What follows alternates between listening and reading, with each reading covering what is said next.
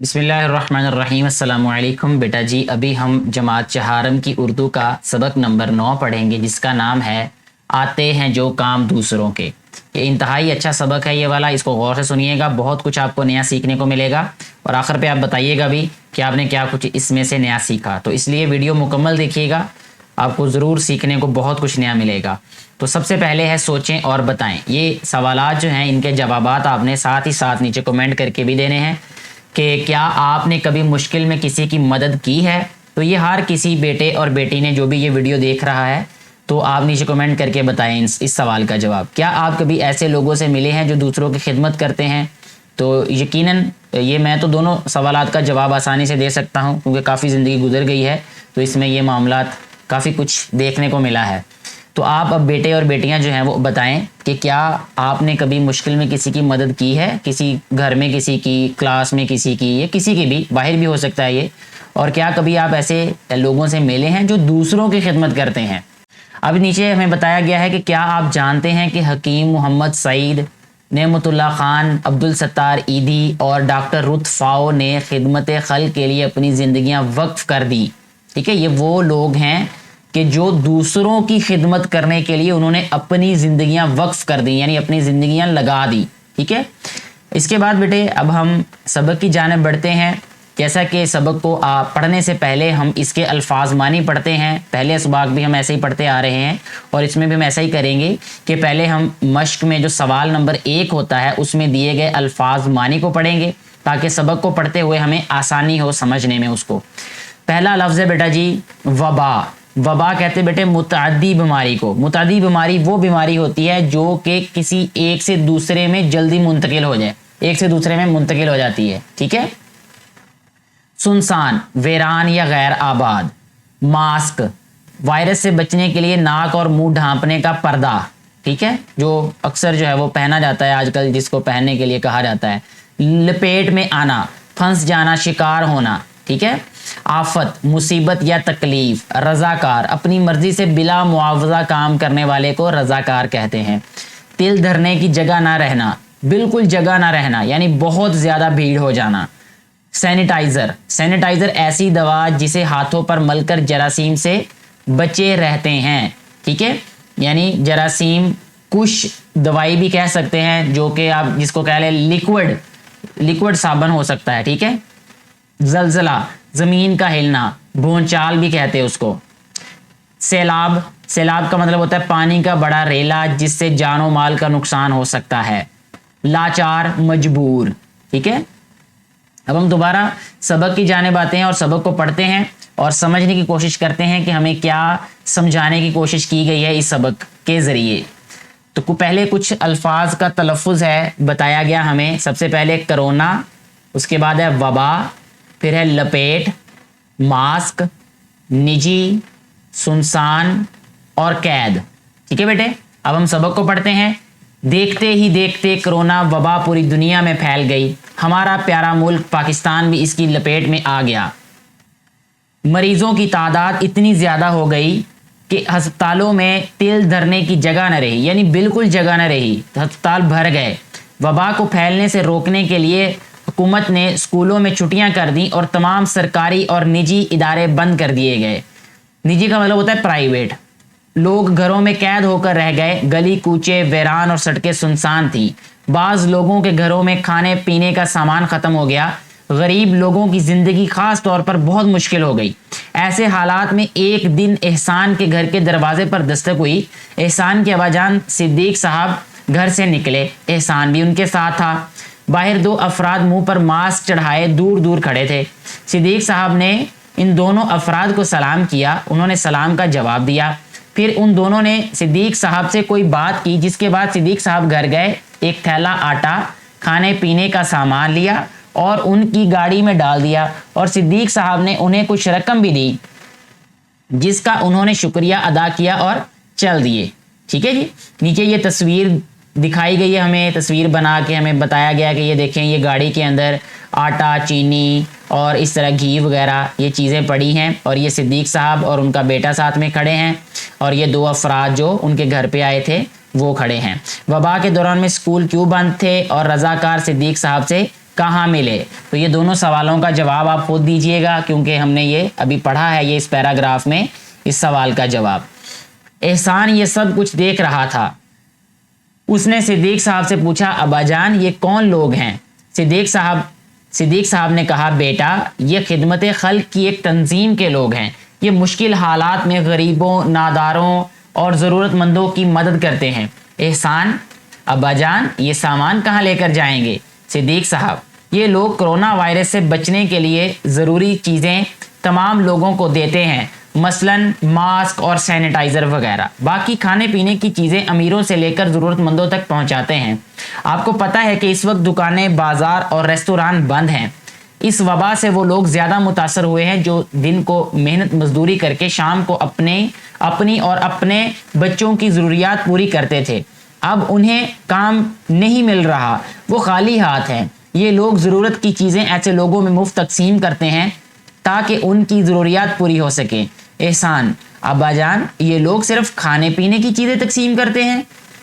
صدیق صاحب بیٹا ان لوگوں نے کرونا کے مریضوں کے علاج کے لیے خصوصی مراکز صحت بنائے ہیں جہاں ڈاکٹر اور دیگر طبی عملہ اس وبا کا مقابلہ کرنے کے لیے مکمل حفاظتی سامان کے ساتھ موجود ہیں۔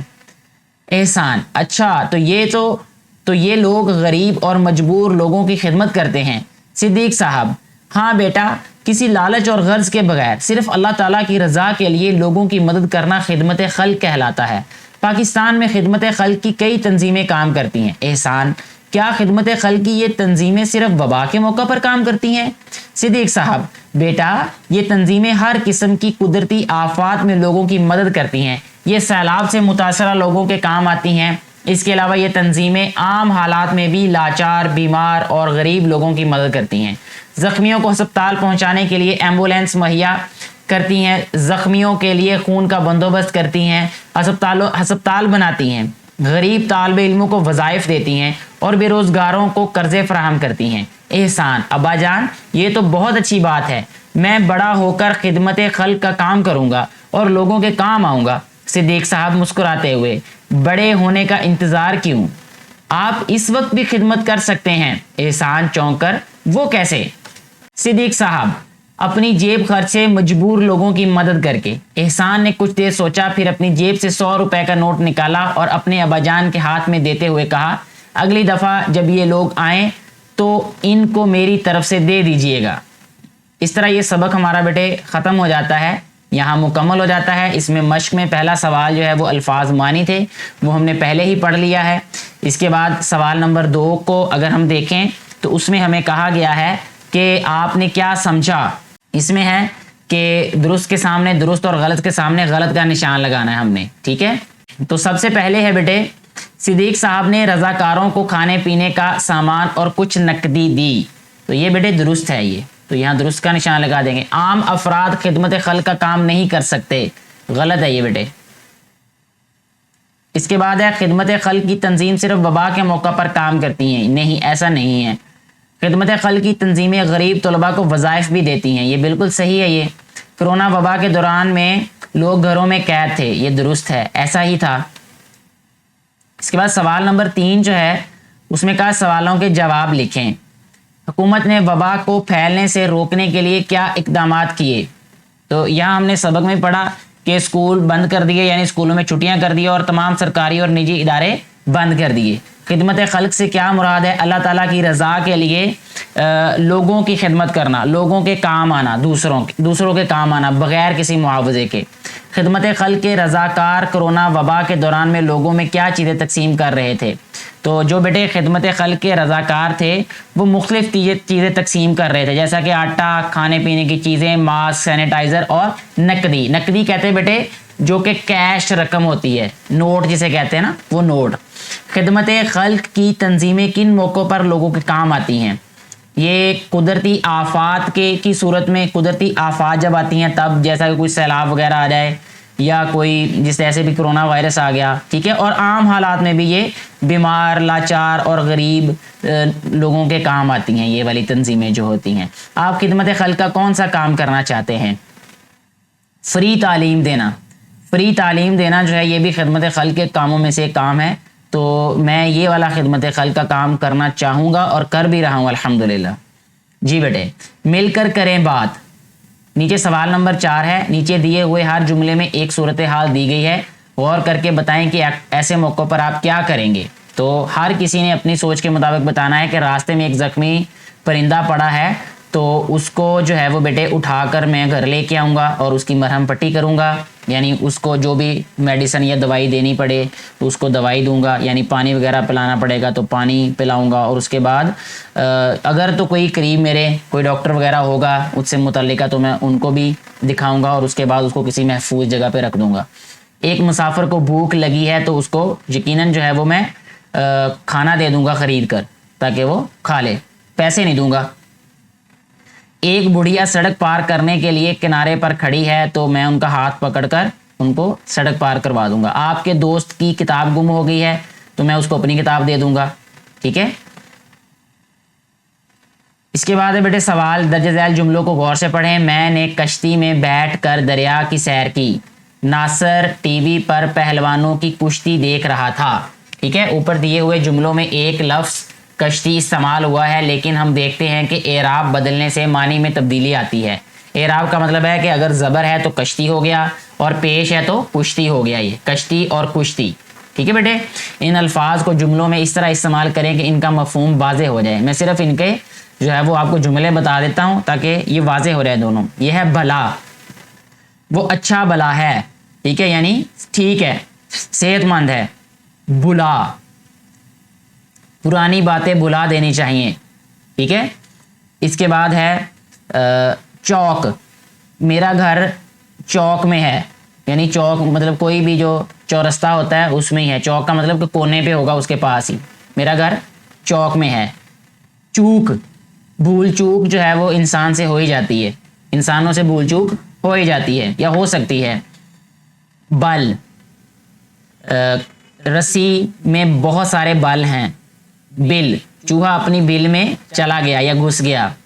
کل، کل میں آپ سے ملنے آؤں گا، ٹھیک ہے، یہ ہے کل، کل میں آپ سے ملنے آؤں گا۔ کل، ٹھیک ہے، کل کا ہم بنا سکتے ہیں بیٹے جملہ، کل جو کائنات ہے اس کا مالک اللہ ہے، کل کائنات کا مالک اللہ ہے۔ اس کے بعد بیٹے اگلا سوال قواعد سیکھیں سے متعلق ہے کہ درج ذیل جملوں کو غور سے پڑھیں۔ جمیل کہتا ہے کہ میں اسلام آباد جاؤں گا۔ عابدہ بہت نیک ہے، وہ بزرگوں کا ادب کرتی ہے۔ تم نے ٹھیک کام کیا۔ ان جملوں میں میں، وہ، تم ایسے ضمیر ہیں جو فاعل کی جگہ پر استعمال ہوتے ہیں، اس لیے ضمیر فاعلی کہلاتے ہیں، ٹھیک ہے، ضمیر فاعلی۔ اس کے بعد اگلے صفحے پہ ہمیں بتایا گیا ہے کہ دی ہوئی عبارت میں ضمیر فاعلی کے گرد نشان لگائیں، تو جو بھی ضمیر فاعلی ہوں گے اس کے گرد ہم نشان لگائیں گے۔ آپ کو یاد ہوگا کہ ہم، اب یہاں پہ جو ہم ہے، ہم دونوں اسد صاحب سے ملے تھے، انہوں نے وقت کی پابندی کی تلقین کی تھی۔ اس کے بعد میں ہر کام پر، اس کے بعد میں، اب میں جو ہے یہ بھی ہمارے پاس کیا ہے، ضمیر فاعلی ہے۔ ہر کام وقت پر کرنے کی کوشش کرتا ہوں۔ انور بھی وقت کی پابندی کرتا ہے، ٹھیک ہے۔ اور اس کے بعد ہے وہ صبح سویرے اٹھتا ہے، وہ، اس نے، اس آ جائے گا پھر اس میں، ٹھیک ہے، اس نے کبھی کسی کام میں تاخیر نہیں کی۔ 7واں سوال ہے کہ دی ہوئی عبارت درست تلفظ اور روانی سے پڑھیں۔ اس کے بعد جواب، نیچے کچھ سوال تو پوچھا نہیں گیا، بس صرف یہ پڑھنے کے لیے کہا گیا ہے، تو پڑھ لیتے ہیں، تو غور سے سنیے گا۔ ریل گاڑی اسٹیشن پر رکی تو کتنے ہی مسافر ایک ساتھ اترے۔ اترنے والوں میں ایک بابا جی بھی تھے، ان کے ساتھ ایک کمسن لڑکا تھا، کمسن مطلب چھوٹا۔ دھوپ بہت تیز تھی، ہر کوئی اس کوشش میں تھا کہ کسی طرح سائے میں چلا جائے یا فوراً کسی سواری میں بیٹھ کر اپنے گھر کی طرف روانہ ہو جائے۔ بابا جی ضعیف تھے، شاید کچھ بیمار بھی تھے۔ انہوں نے ادھر ادھر دیکھا لیکن نہ تو کہیں سایہ تھا اور نہ بیٹھنے کی جگہ، انہیں کوئی لینے بھی نہیں آیا تھا۔ اچانک ایک لڑکا بابا جی کے پاس پہنچا، کہنے لگا، بابا جی آپ پریشان نظر آتے ہیں، کیا میں آپ کی کوئی مدد کر سکتا ہوں؟ بابا جی نے کہا، بیٹا میں اس شہر میں پہلی بار آیا ہوں، مجھے یہاں کے بارے میں کچھ معلوم نہیں، مجھے اس پتے پر جانا ہے۔ بابا جی نے ایک کاغذ کا ٹکڑا اس لڑکے کی طرف بڑھایا، لڑکا ان کے ساتھ روانہ ہوا اور بابا جی کو منزل تک پہنچانے میں ان کی مدد کی. تو بہت اچھا کام کیا اس بیٹے نے, ہمیں بھی کرنا چاہیے, یقیناً ایسے اچھے کام کرنے چاہیے. کچھ نیا لکھیں, خدمت خلق کے موضوع پر 3 پیراگراف پر مشتمل کوئی کہانی لکھیں. تو یہ کہانی لکھنی ہے, آپ خود کوئی نہ کوئی کہانی سوچ کے اس سے متعلقہ پڑھیے گا, کوئی نہ کوئی سبق آپ کو مل جائے گا خدمت خلق سے متعلق. تو آپ چھوٹی جماعتوں کی کتابیں پڑھیے گا یا بڑی جماعتوں کی کتاب پڑھ کے دیکھیے گا, اردو کی آپ کو یقیناً مل جائے گا, ٹھیک ہے. اور اگر آپ کوئی دینی کتابیں پڑھیں گے تو یقیناً مل جائے گا آپ کو. آؤ کریں کام, اپنے استاد کی نگرانی میں کسی زخمی کو ابتدائی طبی امداد دینے کے طریقہ کار کو رول پلے کی صورت میں پیش کریں. تو یہ 5ویں جماعت کی کتاب میں بھی ہے, یہ 4م جماعت میں بھی اب یہ دے دیا ہے, کیونکہ ابتدائی طبی امداد جو ہے یہ بہت ضروری جو یہ ایک کام ہے جس کا ہر بیٹے اور بیٹی کو پتہ ہونا چاہیے, تاکہ کسی بھی جو ہے وہ چوٹ کی صورت میں یا کسی حادثے کی صورت میں ابتدائی طبی امداد آپ دے سکیں اس مریض کو. تو یہ کیونکہ عملی کام ہے تو یہ آپ اپنے استاد کی نگرانی میں ضرور کیجئے گا. میں اپنے بیٹے بیٹیوں کو جن کو کلاس میں جماعت میں پڑھاتا ہوں میں ان کو کروانے کی پوری کوشش کروں گا. اس کے ساتھ ہی ہمارا یہ سبق مکمل ہو جاتا ہے. مجھے امید ہے کہ آپ نے اس سبق میں سے بہت کچھ نیا سیکھا ہوگا. اگر جو بھی باتیں سیکھی اس میں سے کوئی ایک بات آپ نیچے ضرور لکھیے گا, کمنٹ کر کے بتائیے گا. اور ویڈیو اچھی لگی ہو تو اس کو زیادہ سے زیادہ بیٹے اور بیٹیوں تک پہنچائیے گا تاکہ ان کو بھی اس سے فائدہ ہو سکے, جو کہ اس ویڈیو کو بنانے کا بنیادی مقصد ہے. شکریہ.